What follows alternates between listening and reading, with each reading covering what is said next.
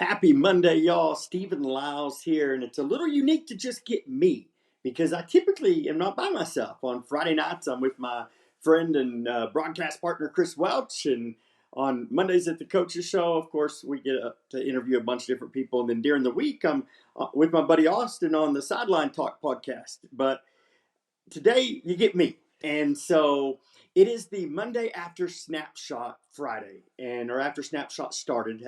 And so Friday was a fun day. I'm a nerd and I love numbers. And if you've been around and you followed the Falcons on, 2 years ago, as we walked through realignment, I put out an article and we hit it on the nail. And so, of what the new districts would be, how shallow water would come with Littlefield going down. And so here we are 2 years later, and it's a realignment year.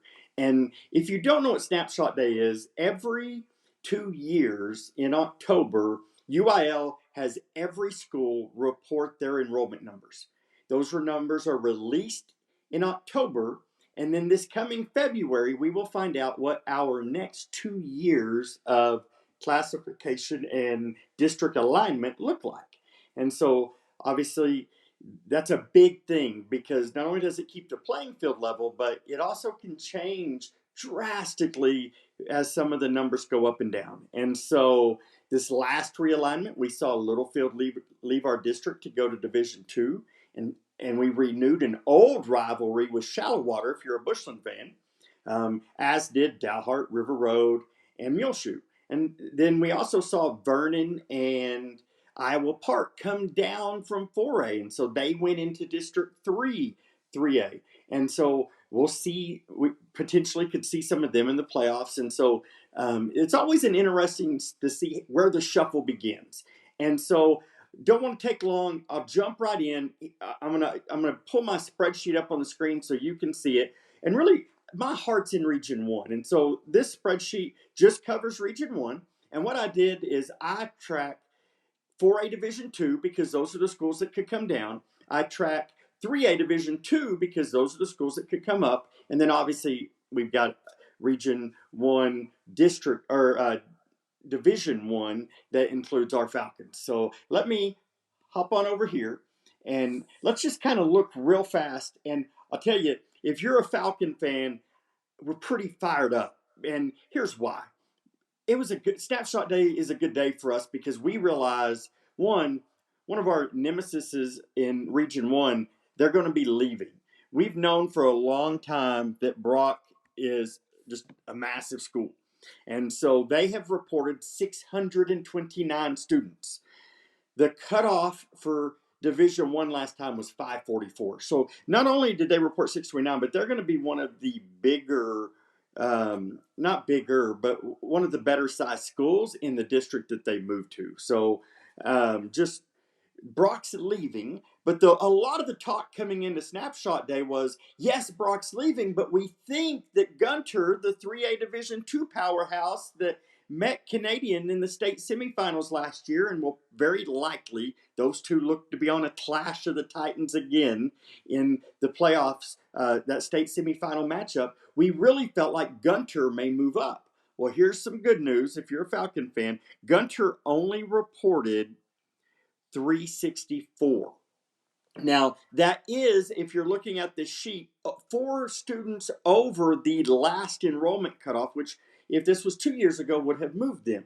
Now, every year when we see these reclassifications, they tend to, those numbers tend to creep up. So, for example, the cutoff 4 years ago for Division 1 was 350. This last cycle, we saw that jump to 360. The projections, if you depending on who you talk to, somewhere between 8 and 12 is what we're expecting this time. So if that number comes in at 368 to 372, we're going to see Gunter stay Division 2. Now, I will say Bushland was not the biggest winner of Snapshot Day. You won't even see the biggest winner on here because in Region 1, the biggest winner of Snapshot Day was Stratford. The Elks are actually going to be dropping they're in 2A right now. They're going to drop to Division 2. But not only are they going to drop to Division 2, New Home, which is a powerhouse that's been in Division 2, will be jumping up to Division 1. Probably almost flip-flopping in districts. I haven't looked at those districts close enough, but Stratford moving down. They get Beck back at quarterback. They're gonna be a powerhouse this year in the playoffs. They're really gonna be a hard out in Division Two, 2A. So Stratford's the big winner of Snapshot Day here in Region One. But I do like the fact for our Falcons that we're gonna see Brock go up and see Gunter stay down. Now, this morning, what we didn't know on Friday was Slayton's number. So Slayton today reported 356. That means Slayton will be going down to Division Two. We also have Muleshoe in District 2, which is home to our Falcons, that they will also be moving down. And so this makes an interesting conundrum here because UIL really tries not to do 14 districts as much as possible, but you're beginning to run out of 3A Division 1 schools in the Panhandle to cluster. And so when I knew Muleshoe was going down, the original thought was, well, maybe we'd be a 4-team district because if Brock's leaving District 4, which is the biggest district in Region 1, that will condense down to a 6-team district. Well, also that you'll see on this is in District 3 of 4A Division 2, you're going to see Sweetwater. Sweetwater reported a much lower number. So they will for sure be coming down. What could that mean? It could mean, and I'm just speculating because all the numbers aren't in, and when we get all the numbers in, we'll put together an article like we did last year and kind of begin to put our best guess in there, is that if you're looking at this just initially, logically saying who could move where, there is potential that Sweetwater just moves into that Bowie and Clyde and Jim Ned district right there in District 3, that you could then, Iowa Park and Vernon are kind of the outsiders to that district. They're kind of the long travel. They're kind of out just in a weird, you didn't know if they'd land in District 4 or District 3, but we felt like it would only make sense to put them in 3 last time. Well, if you were to look at this, District 1 is clumped around Lubbock. There is potential that they could move Shallow Water into District 1, which would then leave us with 3 schools in District 2, but then they could shift over with Sweetwater going to District 3. You could see Vernon and Iowa Park move into District 2. So we could see some massive changes to District 2 come February, but we really won't have a great feel for it until we see those numbers come in. Muleshoe's one of those teams that we know for sure they're going down. And yes, when you move down, yes, you avoid the Falcons. But really, you're just trading one very difficult opponent that's black and gold for another, because they will very likely move into District 3 with Canadian and Childress and Friona, Dimmitt. Spearman will be dropping out of that district. So it makes sense with Spearman going down to 2A that Muleshoe would move into that district. So, man, the Mules, you can tell they're building towards something really good. Coach Richards has them moving in the right direction. They knocked off, at one point they were number 8 in the state this year, when Bushland went into Muleshoe. Having a great season. That program is really, man, they're trending up, and their taxpayers just invested in an incredible athletic training facility there. So they're only going to get better, because as facilities get better, it's going to be even, you just have more ways to train and being able to get out of the weather, because we all know the weather in West Texas, especially if you look outside the last couple of days, be nice to train indoors. And so that's kind of where we're looking at 3A Division 1 right now. Is we know Slayton's going down. We know Muleshoe out of District 1. We know that Muleshoe's going down out of District 2. We do know that Sweetwater will move out of 4A Division 2 District 3 into the Division 1 realm.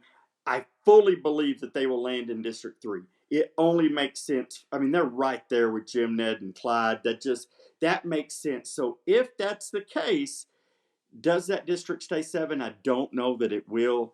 I'm not a fan. I don't believe, and we'll have to dig in a little more. I don't get excited about Iowa Park and Jim Ned coming over to District 2, because you look at a school like Dalhart, and Dalhart to Iowa Park, that's a 4.5-hour trip by car. And you put it on a bus, and man, that gets hard for sub-varsity sports, and I mean, you're talking about seventh and eighth graders on a Thursday night having a 4.5 hour bus ride to a game to come back and go to school on Friday. JV the same way. That just gets hard. So hopefully, as the more numbers come in, we can get a little better look. But here's what we do know: if you're a Falcon fan and you're listening to this, or maybe you're a fan of, you can be of any school, we do know that Muleshoe's leaving. They're dropping down. There really isn't another school that is really pressing to come up right now. Odessa Compass could be one that could move into that region or that District 1. They're at 367. Obviously, when I first say the number 367, it is in ours, but when they're projecting 8 to 12 jump, you kind of think they may stay down. If that number doesn't go to 8, they could move up into that Slayton spot with Brownfield. We could keep Shallow Water, and maybe you keep you just shift District 4 being 6 teams, and they've been a 7 team, so you could keep District 3 at 7, moving Sweetwater into it. That would be nice to me.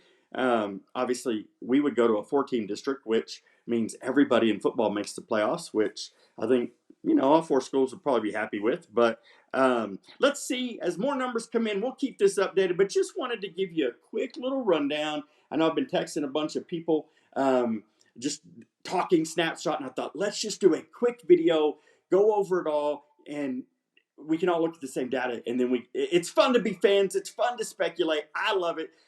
Speaking of speculation, we'll have a playoff preview later this week that we'll just kind of project out, because there is still one more week, though the Falcons are done and we're locked in.